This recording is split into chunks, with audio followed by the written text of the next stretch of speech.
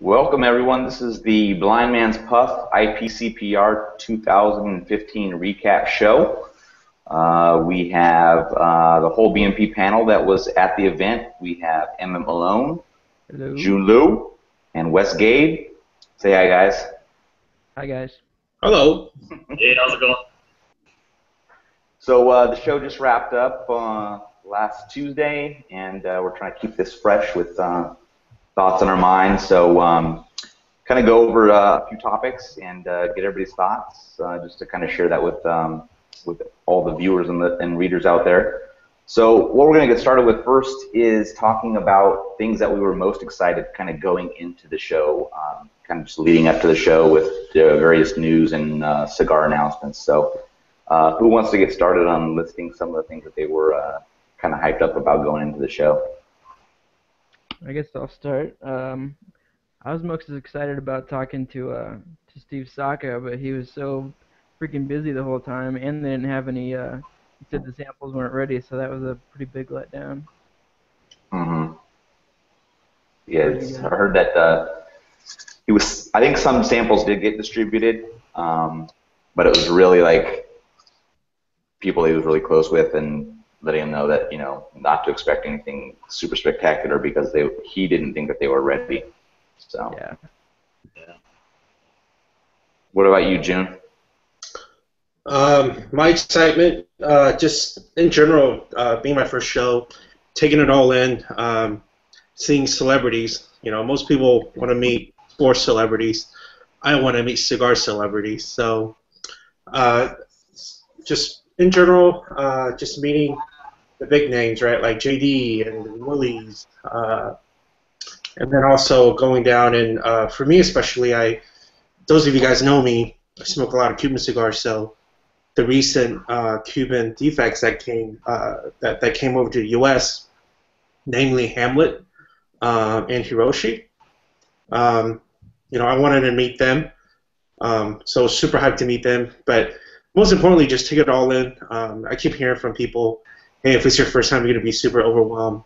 And it was indeed overwhelming, but it was a ton of work, and it was fun work, which made it all worth it. So. How about you, Wes? Yeah, I'm a lot like June. It was my first time, and also my first time to New Orleans, so I was pretty jacked up for both. I've been to the Big Smoke out in Vegas, which is pretty much, I don't know, 1/20th of what IPCPR is. So just seeing all the booths, getting to see all the reps that I know, and meeting all the new people, and like June said, meeting the cigar celebs, I guess he calls them. I mean, it was cool. Yeah, I mean, the floor was amazing. It was huge. New Orleans was interesting. It was definitely hot, but it was a good time. So I'm super excited that I got a chance to go, and it lived up to everything I thought it would. So it was a great first time for me. Were there any cigars that you were kind of going into the show looking forward to checking out? I was interested in checking out the new Undercrown shade just because I was kind of interested in seeing what they were going to actually do with an Undercrown shade, Connecticut Undercrown. We can maybe talk about that later, but I was actually pretty pleasantly surprised by it. Right. La Polina Red Label was another one that I actually didn't get a chance to get a sample of, but that was a one that I knew was coming out, and so yeah, there was some few. Okay. Yeah, I think for me, I think two of the big ones that I think everybody was kind of looking forward to was Steve Saka's cigar and Nick Olivo's cigar. So I think those were just two that were really hyped up. Their first shot at cigars after leaving Drew Estate and getting past the non-compete agreement. And then the other cigar I was really interested in was the new cigar from Hammer and Sickle. I'm not even going to try to say the name because I'll probably butcher it, but it's the peat-fired cigar. I just think Hammer and Sickle puts out a lot of pretty good stuff, so I was excited to see what they were going to try to do with that. So that was one of the ones I was looking forward to kind of going into it. Have you lit that one up yet? I have not. I'm going to give it a chance to settle down. Pretty much for most of the cigars from the show, I just there's so much stuff that I think that gets rushed out there that I don't want to rush it as well and not have a good experience, or at least give it a fair shake. So, all right, cool. So let's go to the next topic of things that we came out of the show most excited about. So we got to go to the event. We spent 3.5 days there. We got to talk to a lot of people. We got to smoke a lot of cigars. We got to talk to them about other cigars that we didn't smoke. So what did you guys come out of the show with things that you were excited about? Don't everybody go at once. Yeah, I know, right? I can go. Good. Yeah, okay. Like I said before, I really was kind of hesitant about the Underground Shade, and I think it was our third day that we actually went there, and I had that for the first cigar of the day, and I was really surprised. I guess I didn't know going in that it was a total reblend of the Underground by Willie and the Rollers both, is what they told us. So it was definitely a totally different cigar than I would say a typical Underground was, and I'm not a huge Drew Estate fan, but that was a really good Connecticut. And just some of the booths are just insane. I mean, the barrel age, the whole fire at the Camacho pit was really cool, and just seeing some of the get-ups and the shows and the outfits, and Sam with the luchador wrestler doing his antics, all that kind of stuff was real interesting to see. So yeah. How about you, Emmett? Coming out of the show, I'm just really stoked about the new companies that are wanting to work with us now, and even Davidoff is wanting to have us review their new stuff. And but if I had to pick cigars I'm excited about, I was pleasantly surprised by that Underground Shade as well. I was ready to write it off as a just a like mild gimmick on an existing variation. cigar. Yeah. Yeah. It's completely different, and I stand corrected. So it was really good.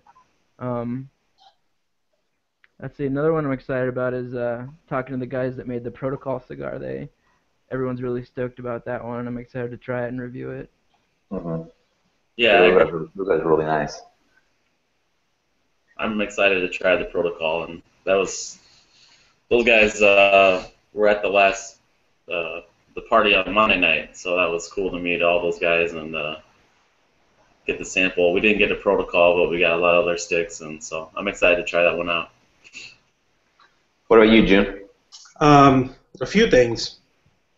So for sure, what Emmett and Wes said in regards to the Drew Estate Connecticut Shade. Like Wes, I had the opportunity to smoke that as first cigar of the day on a very fresh palate. So that Ecuadorian Connecticut wrapper, it shines. Like, there's no bitterness. The body is there. You still get that typical creamy nuttiness that you typically find in a Connecticut wrapper, but there's definitely great body in it, and it's a great spice. Just a thicker, richer smoke that you typically don't get in a typical Connecticut. So along the same lines of Connecticut, for sure the Padron Damaso. Padrones are actually typically a little bit strong for me, so I'm super excited about the Connecticut version of it. So what I'm expecting out of that is getting Padron-esque flavors, but not the string that's going to beat me over the head and give me a head rush on. What else? HVC. The HVC Vieja Cosecha number 2. Excited about that. I mean, it's using a Mexican San Andreas wrapper, like everyone freaking and their moms are using it in their cigar industry. But what's neat about it is it has Aganorsa. I think Aganorsa has some sort of filler leaf in there. And for the most part, everything that I had that has Aganorsa in it has been really good for me. So I'm hyped about that. And Rainier makes great stuff. I've had his original blend with you, Aaron, a couple of times, and each one of them has been great. Moving down the road, gotta give my shout out to Hamlet and his new Salomon and his new line in general. Again, he's using Mexico San Andreas, but dude, everything that Hamlet has touched in terms of his custom rolls back in his Cuban days has been really great for me. Excited about that. Willie's, the Norteño LE. Yeah. So I'm super stoked to do that quick review with you guys. And then something that kind of I know what it's going to be like, but nonetheless I'm excited for the Vitola, is the Illusione Fume de Amor de Juniperos. It's essentially Lancero, but I smoked all his other Vitolas of that, and it's been great. I mean, typical stuff that I love about in cigar, which means, you know, great body, medium strength, just really full flavors that's easy to detect, and that you could just smoke multiples of and without burning your palate. And then, of course, the Singular for 2015. I think it's the same blend as a 14, but I think this round he's doing a 5.5 by 48. So excited about that. Last but not least, Warped. So Yeah. I smoked the Warped, the Flor del Veil. Sorry, probably totally. Via. Yeah. Kyle. I love your cigars, but anyways. So they're coming out with the Skyflower, which is essentially a what they call a Grand Corona. It's basically 6 by 48, but he's actually putting a very rare leaf in there called the Medio Tiempo. I'm really excited to know what that particular leaf will do to that blend.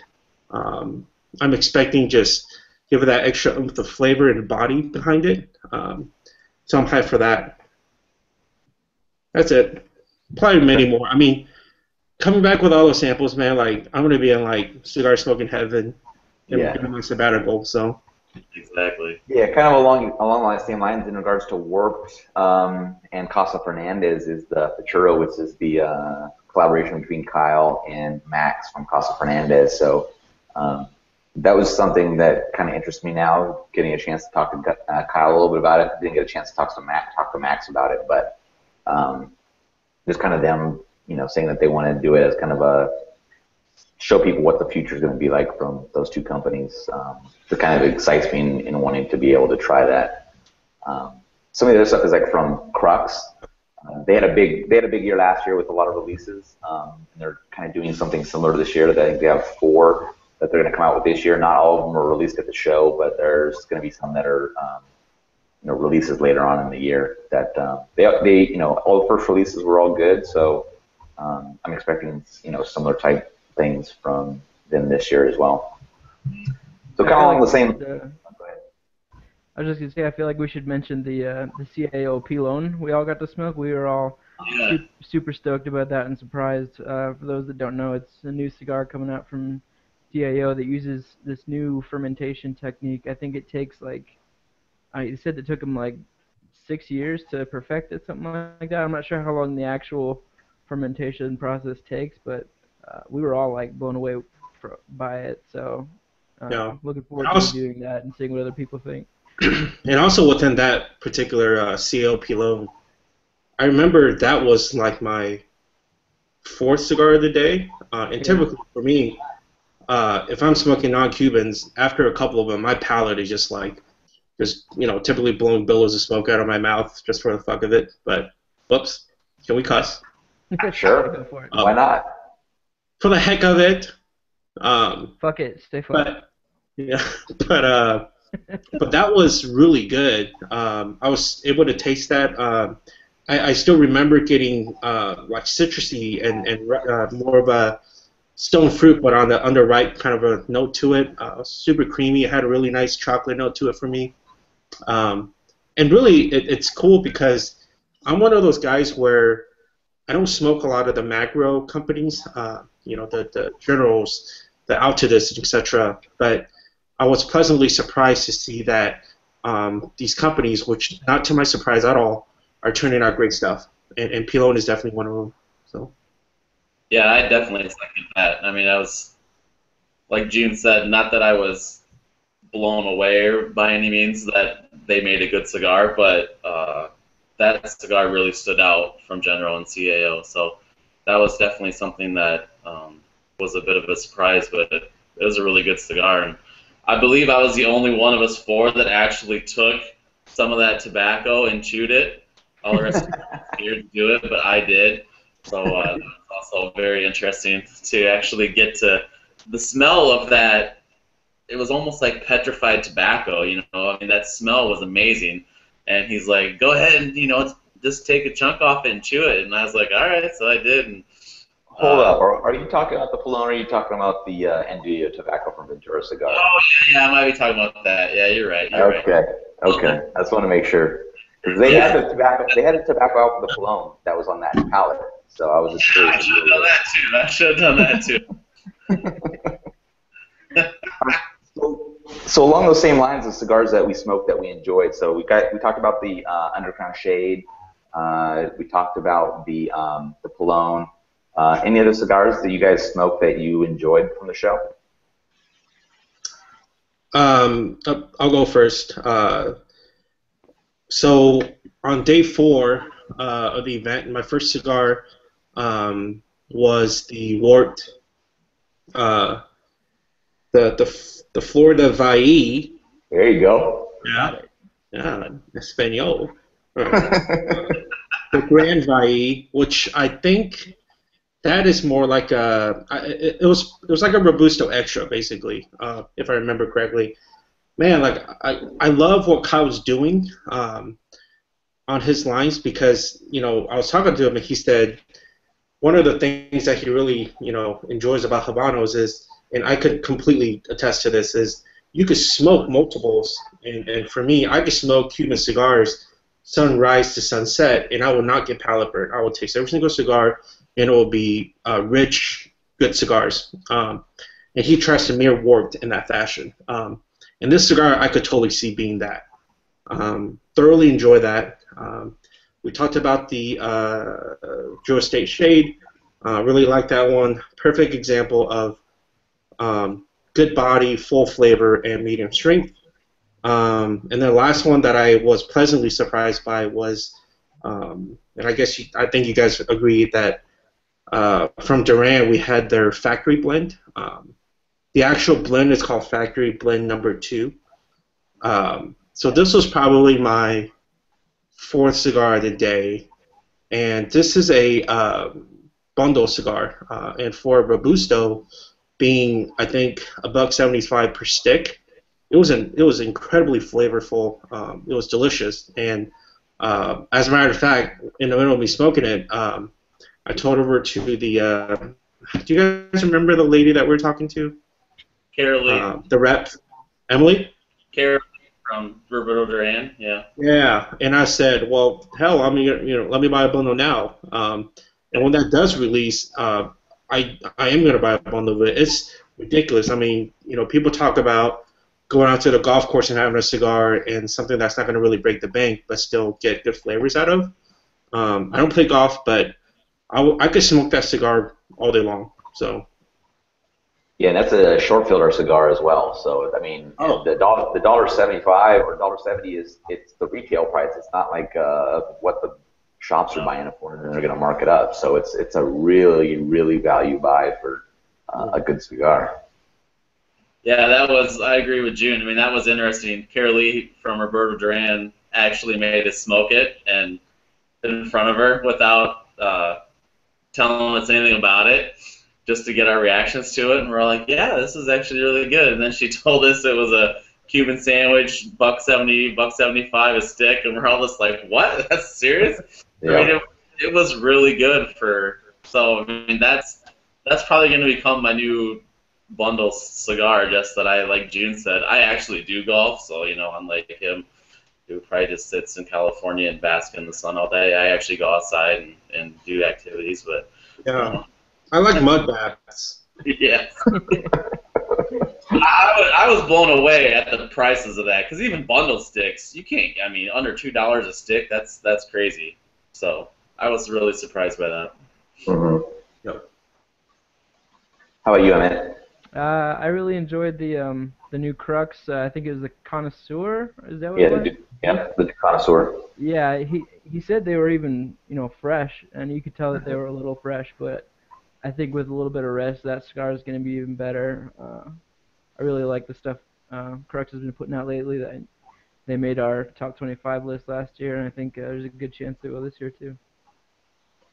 Yeah, those are the two main ones for me is the connoisseur from Crux and that factory blend number two. I mean, Yeah, that was I didn't surprising. I didn't know what to expect from that cigar. You know, like I said, she wasn't going to tell us anything about it. We just had to kind of go into it. And you know, you always have that thing in the back of your head, like, you know, they want me to smoke in front of them. You know, what am I going to say if it sucks or whatever like that? But it was a good cigar. And then when she kind of laid that bomb on us about it, how much it actually cost, that was icing on the cake, man. I think that's an automatic buy. Like, and I don't think people should have any issue just like taking a shot on a bundle because what are you gonna spend 40 bucks on a bundle of cigars? I mean, Yeah. you're gonna get your money's worth out of it easily. So Just hand them out to people at a barbecue or people that haven't smoked exactly, before, and anyone can enjoy it. It's not too strong and really surprising. exactly. Yeah. Agreed. Very good. That was one So thing. Like we came back with a lot of cigars. You only get to smoke, 3 or 4 or 5 on the floor, and like Jiunn said, by the fourth or fifth one, your palate's kind of shot for the day, so it's kind of hard to tell. And yeah, like you said too, a lot of them are so fresh that I had one that was hard to even keep lit just because it was so fresh. So letting them yeah, rest for a while, letting them actually mature.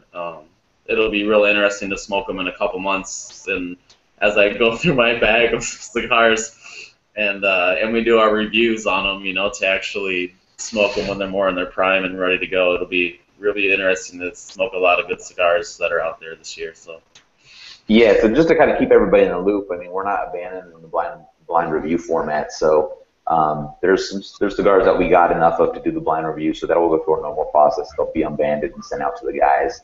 But the cigars that we didn't necessarily get enough of to do blind reviews, we'll be doing the quick reviews on that. So, don't get mixed up in regards to what the format's going to be. They'll still be blind if they're labeled as blind. So, just kind of keep that in mind. yeah. Yep. So, any other cigars that you guys wanted to chat about before we move on to the next topic? Hmm. I tried to save the ones I really cared about till I had a fresh palate, so those were the only ones that really stood out for me. Okay, At least I can remember. sure. Yeah. Yeah, likewise. I mean, it's. I think it's also important to note that, I mean, between the four of us, there's, I personally smoked about probably an average of 4 cigars a day, but, I had to keep in consideration that when I was smoking those cigars, even, it wasn't like me doing a blind review or review in general for BMP and sitting there and looking at construction and really thinking about, within the flavor wheelhouse, what I'm tasting. And of that nature. It's a lot of talking to the reps. It's a lot of just, social gathering of just making, standing up for internet media. But, maybe that's even a more of a testament to say things like how much I enjoyed, like the Jewish steak shake, because I was talking the whole time, and when I was puffing, I was thinking, fuck, this is delicious, Yeah.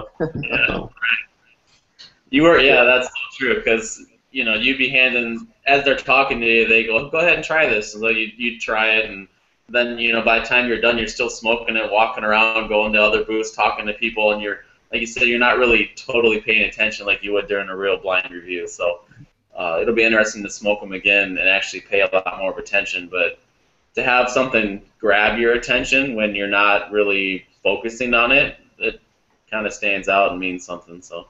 We should also point out that it was pretty rare for the four of us to actually agree that we liked a sample that we all got.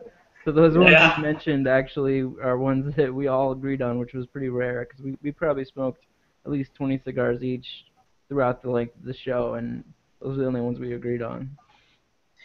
Yeah, so I'm gonna put you guys on the spot for a couple cigars because I know some of the cigars you guys smoke, so I want to get some of your opinion on it. And be honest, man. Don't sugarcoat it. I don't think anybody's gonna get mad if we don't say we don't care for one. But Jiunn, I'm gonna go on you first because I know that you smoked the All My Exes from Ezra Zion, so I want to get your thoughts on that cigar because I think you said that you did enjoy it. I did enjoy it. You know, all my exes. So talking about that particular cigar, we smoked. I smoked the one that was not the Lancero one. The other one was basically like a 48 ring gauge by 5 or so. Um, I liked it. You know, it was chocolatey, it was creamy, it had a good body to it. You know, the qualifier of that is, you know, that was one of the last cigars that I smoked in today. Um, and of course, you know, if many of you guys know, as you smoke cigars, you just want to keep on upping that body typically, especially when you're talking non-Cubans. And then strength as well. So I did enjoy it, but I cannot say that it's fair for me to really review it at this point. My impression, and just going a little further in terms of talking about Ezra Zion, is, you know, I miss the days when Alan Fonseca blended the original Inception and Reagan. Those were incredible, incredible cigars, in my opinion. And since then, I haven't been as big of a fan. You know, I know that the FHK made our #1 last year, which is I was awesome. gonna say I've been pretty I fucking fully impressed support with the Ezra their guys. Don't latest. get me wrong, but I'm sorry. Oh no, go ahead. I was just saying. Yeah, so I mean, I fully support the Ezra guys, Chris and Kyle, great guys. But you know, my palate is really, at the end of the day, Cuban cigars, meaning full body, medium strength, and just the richness of flavor, as compared to just blasting my palate with pepper and then not making me feel like I taste any fucking thing after that. Right. And Wes, how many Alec Bradleys did you smoke at the show? I didn't smoke any on the floor. I did have a coil at my hotel, which is delicious. Didn't you smoke a Nika Puro while we were taking pictures? Oh yeah, Nicky Puro. Yeah, I See, have like, so I was used to that. There was Alec Bradley did come out with some new ones though. They have the Tempest Nicaragua, which I'm kind of interested in trying that definitely. Wes, I think you're most excited about Alec Bradley in the sense of they rebanding the Max, right? Yes. The Max is a decent cigar. I'll give them that. The band though the band is a lot better. I'll still say that. The band on the old wasn't as good, but this is. What's the one that they have that was in that crate that they're going to be coming out with? Yeah, it was like a prohibition. No, post-embargo. Post-embargo. Post-embargo. There you go. Yeah, No even detail. the reps didn't know anything about that, so they had a display and all those cigars, and it's going to be a real limited edition. But I mean, even the reps didn't have any info. They just knew that it was something that was coming, very limited. It looked nice and had a nice presentation, but you know, we don't know anything about it, so it's kind of hard to talk about. But they did have that one, and I know the Tempest Nicaragua and the Nicapuro. I think they're coming out with a Nicapuro Rosado, I believe is what it's called. Right. So that's one too. So they had some new cigars, but I haven't had a chance to try any of the new ones yet. Sure. What else did you smoke, Emmett? You're gonna blind box buys on all those, right? Oh yeah, of course. Right. No, I mean, you're a fanboy. That's what fanboys should do. You know what I mean? You know, the thing with Alec Bradley is I love my rep. I love my Midwestern rep, Christopher Mansell. The guy is awesome. You guys got to meet him. He's hilarious. And when he comes to Iowa and I get to meet him at the events, he's just a blast to hang out with. So the fact that's how I really got into Alec Bradley cigars was just because the dude's awesome. And I mean, that kind of has a lot to do with sometimes, you know, if a guy's a total jackass, you're sometimes you get a little tainted on your cigars if you like him or not. But that guy just rocks. So I like those guys a lot, Bradley. Yeah. So what else did you smoke, Emmett? I'm kind of drawing a blank on some of the other ones that you were smoking. Yeah, there weren't that many others that were new. I tried. I think it was the new Dram. Yeah. It was pretty good. Nothing bad to say about it. It was kind of. Did you smoke the Atabey or anything that we got from the United Cigar booth? or did you just took that along? No, I still have the Atabey that they gave us. I haven't had a chance to smoke it yet though. Okay, cool. I think I did smoke what was it, the new Iconic Leaf cigar at the party that they were, or I guess it was the dojo party. Yeah, the Amadeus Habano. Yeah, I mean it was my like seventh cigar of the day, but I enjoyed Right. it for what that's worth. Okay. Yeah, Is that- we're There gonna was get a chance to there was do that one cigar that I did have to put down. Um, I was really excited to try the Indian motorcycle, just because of the brand name and the hype around it, and the sample I got was just I couldn't even light it. Like it was so the draw was so loose, and the Mhm. flavors were just so bad I had to put it down. So I'm hoping that was just a fluke, but I was not impressed with that one. All right. So switching gears a little bit away from necessarily the cigars, but what cool things did you see at the show, or things that happened that you think are worth mentioning? Seeing Sam Lucia wrestle that professional wrestler was pretty awesome. I Yeah. can't remember his name, but we have a video of it. We'll put up on YouTube soon so everyone can see it. But that was Right. pretty awesome. And then seeing what's his name's reaction to it. What's his name? Rick Rodriguez. Yeah, Rick Rodriguez just being disgusted with it. It's an interesting contrast. Yeah. Two Yeah, I would pretty agree. different, personalities there. Yeah, seeing Sam wrestle, they put on a pretty good show. So, that's a whole nother dynamic. It'll be real interesting. He came out with a different size of the luchador, and so it was something that I guess he said that he already had in the works. So it'll be interesting how he kind of blends in with General going forward, and what kind of cigars he ends up making. Right. He seemed excited about it, but you never really know how those things are going to work out. So that'll be interesting. Right. So how about you, Wes? Any other things that you thought were cool at the show? For me, like I said, for being the first time, just seeing some of the booths were amazing. Obviously the larger companies, like the Perdomo booth, the Drew Estate booth, Alec Bradley General, Altadis. These booths are like the size of my house, like literally.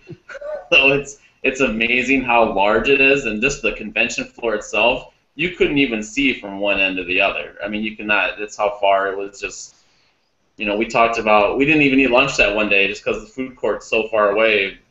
It takes 10 minutes to walk there. So just the size of it was amazing. The amount of work they put into these booths, even the smaller some of the booths, like I think Crown Heads won some award for their mid-sized booth, and there were some really cool smaller ones that did a really nice job displaying their stuff and setting things up, and all the pairings. A lot of the booths had rum or vodka. Hammer and Sickle had their own vodka there and things like that we could try. That was super smooth and basically like drinking water. By the way, that was kind of good. That was Yeah.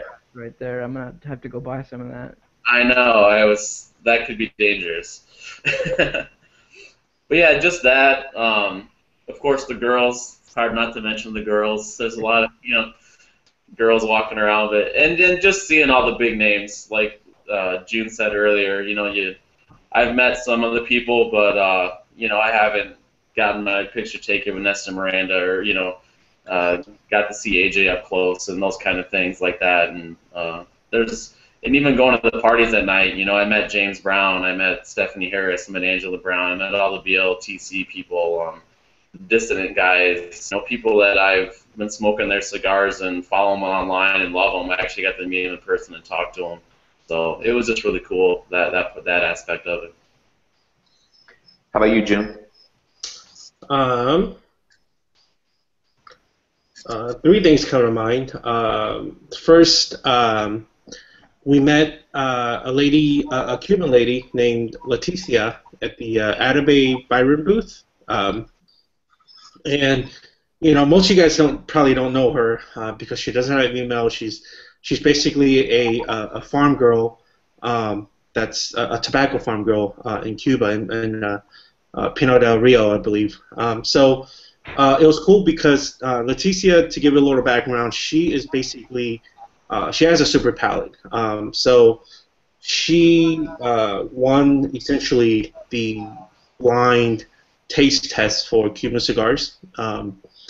So it was super cool to meet her. For the guys that follow Cuban cigars, I mean, what they do is she was telling us how they'll blindfold her and then they'll ask her based upon the vitola, the feel, or the size, etc., what she narrows it down to, and then of course is a smoking experience. So not only does she need to know what the marca and vitola is, she also needs to know what factory and guess what factory it comes out of, which is ridiculous. So. Completely blindfolded, by the way. I mean, that's what's amazing. We do blind reviews, but we get to actually look at them. They have a number. She said, Right. I mean, she's completely blind, just feeling the cigar, and was able to narrow it down like that. It was amazing. Yeah, no, for sure. So that was incredibly awesome, completely unexpected, but amazing. And then the next thing is, so on day 3 after the event, we had the Cigar Dojo event at Hemingway Cigar Lounge. That was really cool because, I'm sure a lot of us that are partaking and contribute to the media side of things, we definitely follow multiple media sites. So it was super cool to see the CMA guys. Saw the Cigar Media Association, which is, by the way, the only media association that's really around. You should be really caring a shit about. So it was awesome to see like Dojo, like Eric, Cigar Coop. It was awesome to see Will, and just to get a sense of, putting a name and a face interaction to the constant like emails and reading their posts and that kind of stuff. That was really cool. And last but not least, when we went to the Caldwell booth, I think that was on day 3, if I remember right. Yeah. No, first day in the morning on day 4. Okay. Wes missed that because he was a douche nozzle. He left and didn't make day 4. I blew it. I blew it. Yeah, you did. I have to work. I have a job. I have to, It doesn't matter. I mean, the corns could get picked any fucking time, all right? So we went up to the Caldwell booth. Robert was there, and as most of you guys probably know already, he has a new cigar called the Blind Man's Bluff. And when we went up there, we're like, "Hey, what's up? What is this? Some stab at us?" Or like, "What's up, man?" And then he said that he had no idea about it, blah blah blah. But the cool part about it is when we were taking pictures, he held the box. On the box it says, Blind Man's Bluff. So with his middle finger, he hit the L, and then he hit with the B on the bluff. He covered up the lower portion of that B. So basically, it says Blind Man's Puff. And then we snapped some cool pictures about it. So that was cool. I really enjoyed the fact that he was a good sport and that he was a good guy, and that we're able to get a laugh out of it. So. That is cool. Oh, Matt, I missed it. I'm really upset. Yeah, for me, the talking to Leticia was pretty awesome. I mean, Nelson Alfonso's in that booth, and he's the one that puts together all the cool packaging for all the Cuban brands and the jars and all that kind of stuff. So I had met him last year, but he was there again, and we got to chat with him a little bit. And he's great to talk to. And then he introduced us to Leticia, and then we probably chatted with her for 15, 20 minutes. It was just like, she's a wealth of knowledge, and she's kind of just telling us about her thoughts on Cuban cigars versus non-Cuban cigars, and just kind of, growing up on Cuban cigars, and, how she doesn't care for the non-Cubans just based on, I guess, how her chemistry of her body just reacts with the tobacco and things like that. That was pretty interesting, and getting to hear a little bit of the history of her growing up on the farms and all that kind of stuff, and that process that she went through in regards to the blind tastings. and how she doesn't get a lot of publicity in regards to all of that because she's a female in the industry. And I guess Cuba, I would say probably most of the Latin America countries are probably kind of in that same vein in regards to having that macho culture where they don't think that women are as I don't know. I don't know what the right word is. I don't want to offend anybody, but you know, the men have their place in the industry, and the women have a lower place. But she was kind of beating the shit out of how the guys were handling it. So that was interesting to me. The other thing is that a lot of the companies are doing coffee. So we have to go into the Ventura booth, and they have their brand of coffee now, and theirs is tobacco infused. And they have three different types. They have a Havana blend and a mint chocolate, and the other one was a bourbon blend. So all the coffees were pretty good. And I think that was a good time for us to hit up that booth because I think it was this kind of the second half of the day on that day, and it gave us that nice little boost to kind of keep going that day and get us lifted up to kind of stay out a bit late that evening. So that worked out pretty well. Yeah, the Dojo Espinosa party was awesome. I think that was the best after-hours event that we went to. It was the same day as the IPCPR party, so I know that there was kind of a split in who was going where. I saw some cool pictures and people posting some stuff about that, but I don't think we missed out on too much not going to that one. But everybody at the Dojo party is super cool. All the Dojo members, all the Espinosa team, the protocol guys, the Crossier, Aaron Doza, like all those guys, super cool.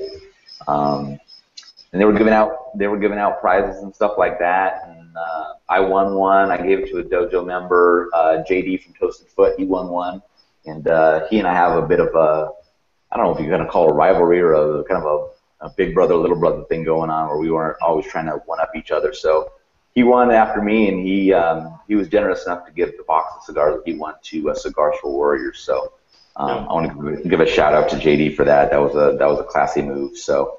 But yeah, all the CMA guys, they're just awesome guys. I mean, we're somewhat competitors, but we're all in the same association. We all do something different. But it's awesome being able to hang out with those guys and working together and do all the collaborations that we do. That's pretty slick. So those are some of the things that I thought that were pretty cool. So overall, what did you guys think of the event? So Emmett and I, this is our third year going.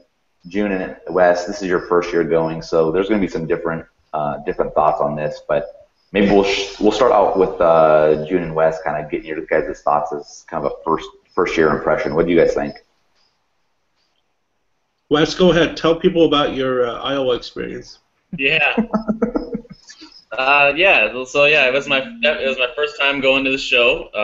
It was my first time in New Orleans both. The weather was oppressive, I'll just say that. It was 95 and above every day. The humidity was off the charts. You literally couldn't breathe outside. But luckily, the convention was all air conditioned and nice and huge, so it was nice to be inside all day besides having your feet worn out by the end of the day. But that was cool. I was a little surprised with the low traffic, and a lot of people kind of talked about that just the overall attendance and traffic was down. But yet, in the hallways the traffic was down. But when you would go into a lot of the booths, the reps were usually busy. And when we talked to a lot of the companies and the reps, they all acted like and really said they were having a good show and selling a lot of cigars. So it didn't really seem like the low attendance hurt sales. I did hear Alec Bradley had like a record show for them, which I don't know, what other companies did, but they acted like they were doing really good in sales, and some of them were even selling out of, the Chinese finger traps. They made a limited number of boxes, but those are basically sold out at the show. So there was a lot of companies doing really well, but I was kind of surprised that it wasn't as crowded as I thought it would be. But overall, I mean, it was just a total awesome experience. Just to be there to like again to see the work put into the booths, to see all the new cigars, to talk to everyone at every company and have them.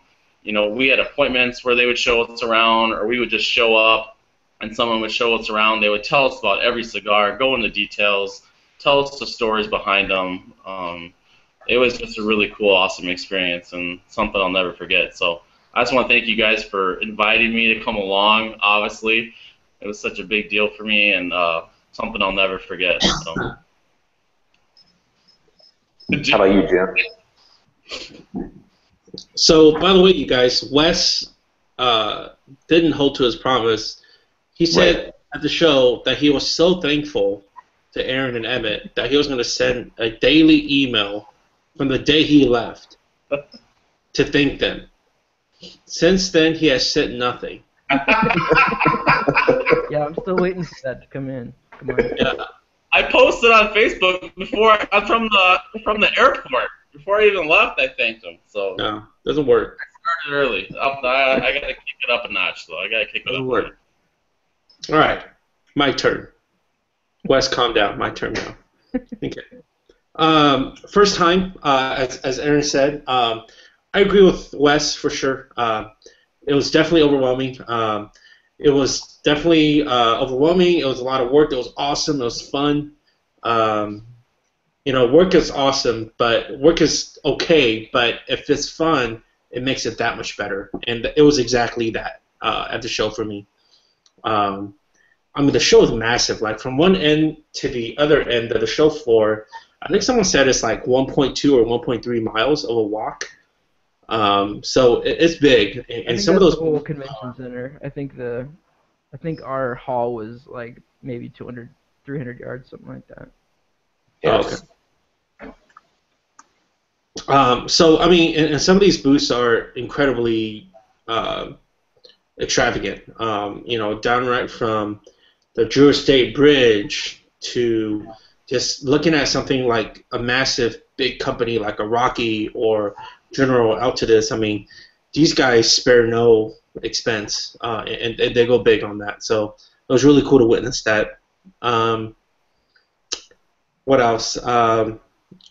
I was, you know, perhaps pleasantly surprised is the right phrase, but I feel like us being a part of the internet media, being at the show, we were very well received. There was multiple times in which when we stopped at certain exhibitors, they will say, "Oh yeah, you guys are Blind Man's Pup. That's really cool. You guys are due. Keep it up." So I really appreciated that, and I thought that was really cool to be a part of it. I mean, you feel like you're a part of the show as compared to like, oh gosh, it's these media guys. What the heck are they doing? And then just, you know, something that to kind of, you know, perhaps hone in on next year is, you know, we definitely didn't have the time to hit up every booth that we wanted to. It's not because we didn't want to, we just purely ran out of time. But, you know, so that's something to take into consideration for next year so that we could better strategize and actually see more booths. It's not because we didn't want to see those booths. That's not the case whatsoever. But it's just that we just ran out of time. So, you know, I think some better brainstorming pre-show and strategy will take care of that next year. So. Cool. All right, now we're going to flip to the other side. We'll get Emmett's thoughts. So third year in, what do you think, Emmett? So I guess, yeah, I kind of knew what to expect going in, but the show went exactly how I hoped it would go.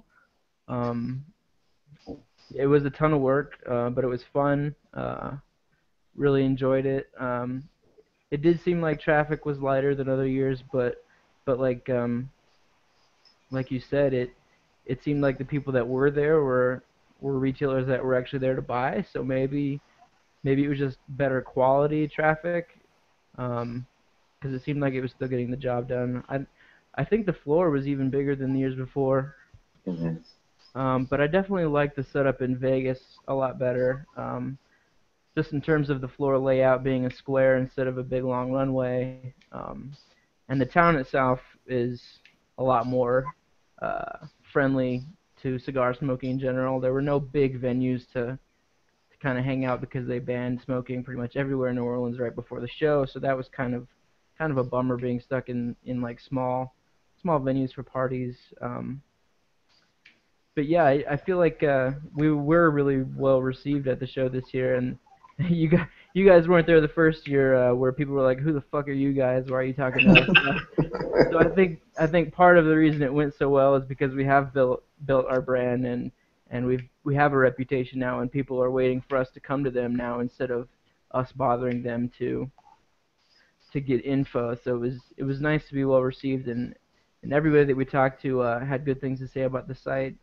Pretty much everybody knew who we were. It's not like anyone was surprised we were there. And I know how it is to be the new guys there, so I'm sure there were some littler guys there that were in our shoes 2 years ago.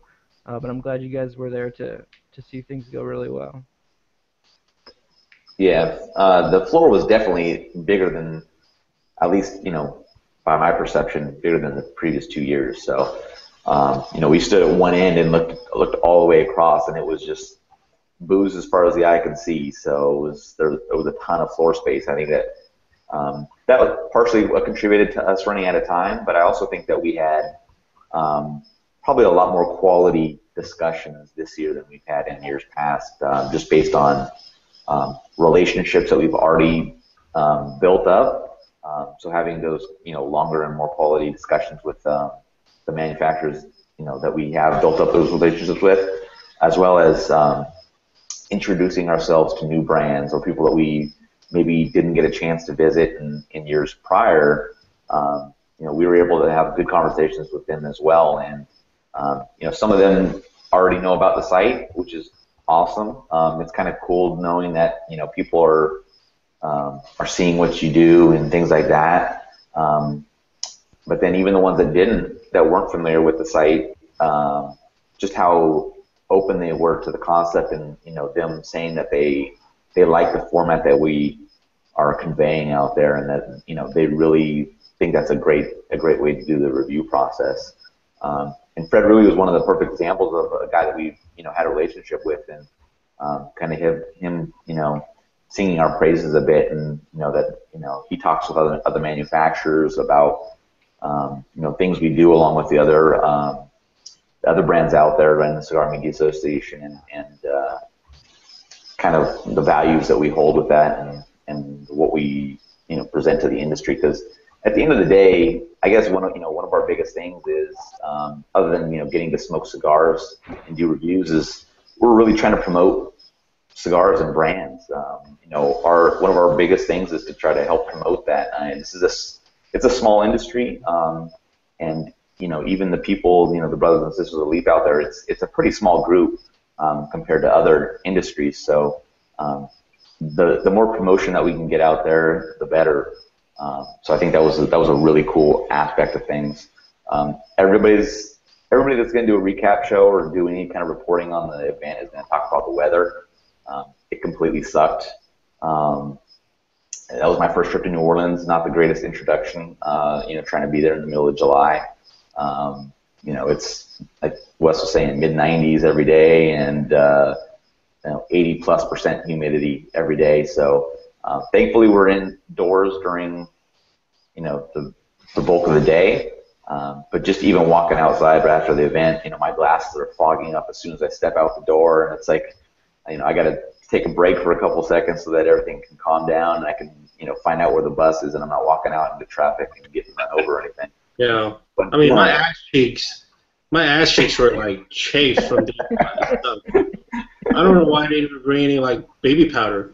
Yep. I think Gold Bond probably made a killing off everybody that made a trip down there. So. Serious, man. That was one thing. When I left, my flight left really early Tuesday morning, so that was the last day of the show. But I walked out of my hotel at 4:30 a.m. on Tuesday, and my glasses instantly fogged over. And it was already in the 80s, 80-some% humidity, and it was insane at 4:30 in the morning. I mean, it was relentless. So yeah. Yeah, so we're going to events after the thing, hitting up various cigar bars, going to dinner and things like that, and it's like just huffing it a couple of blocks to go to dinner. I mean, I don't want to sound like I'm ungrateful for being able to go to this great event, but it's like you're pouring sweat. You can't wait to get inside, have a drink, get in some AC and things like that. But at some point in the evening, you're just like, I'm just gonna have to deal with the outside temperatures to be able to deal with smoking and things like that. And I think once you get enough alcohol in you or whatever, you just kind of say forget it and just deal with it. But yeah, you're inside some of the smaller venues. There's a lot of smoke. Your eyes are burning. You're like, I gotta go out, step outside to take a break, and then you deal with the weather outside. So you're like, I'm not sure which is the worst of the two evils here, but you just kind of have to deal with it. So, but yeah, for me, third year, I mean, we know what to expect. We kind of have a strategy going in, and like Emmett said, I think this year went, other than not being able to visit as all the booths, like it went, I think, according to plan. We hit up a lot of great people.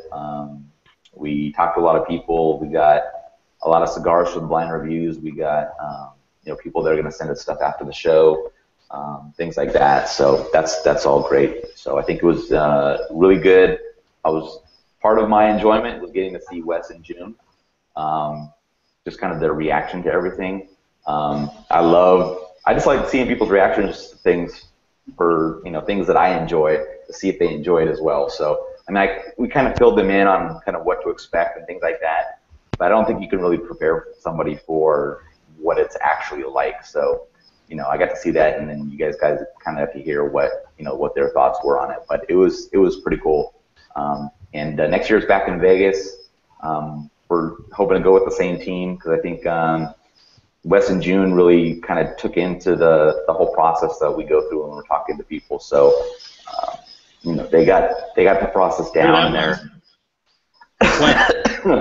Thank you, emails. Yeah.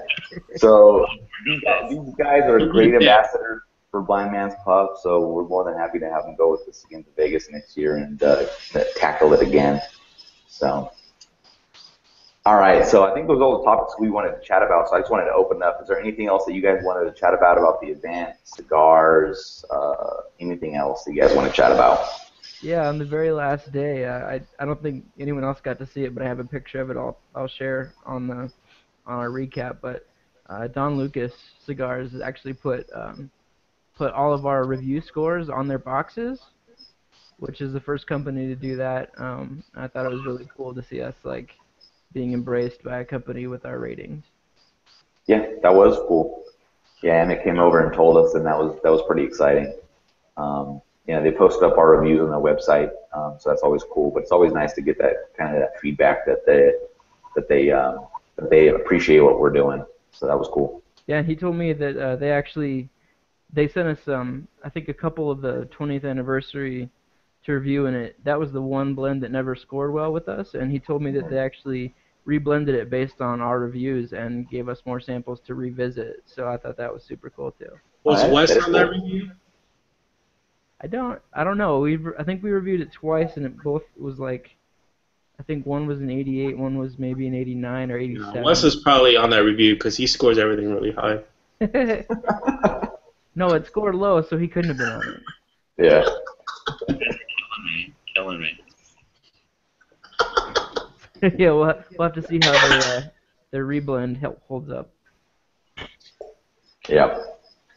I think that was cool too, though. I mean, like you said, I didn't know they put it on the boxes, so that's awesome. But there was a lot of booths that we went up to that, they said, yeah, I mean, thank you so much for the good review, or we've seen your site, we love what you do. And to me, going in, I know you guys have been around for 3 years, and I've been, I think, along for about a year and a half or so now, maybe something like that.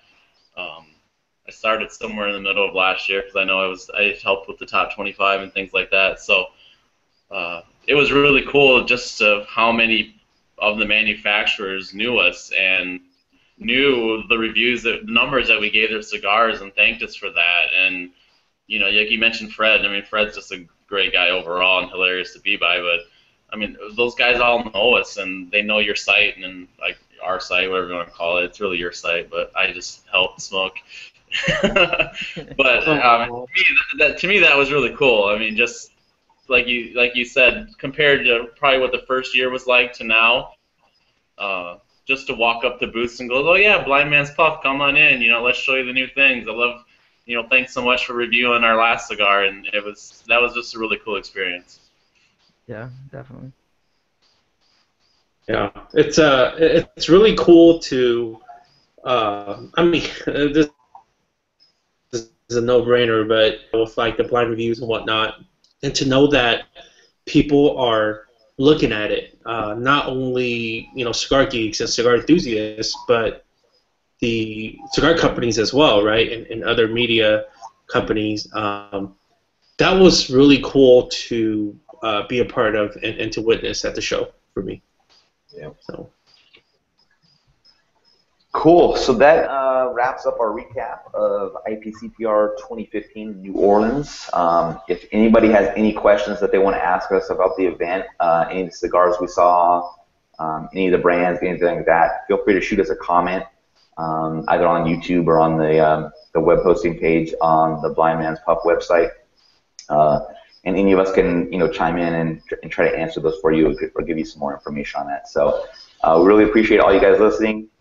Thanks, Emmett, Jiunn, Wes. Thanks, Jiunn and Wes, for coming with us, helping us out. We really appreciate it. And we are definitely looking forward to next year. So thanks for watching. Yes.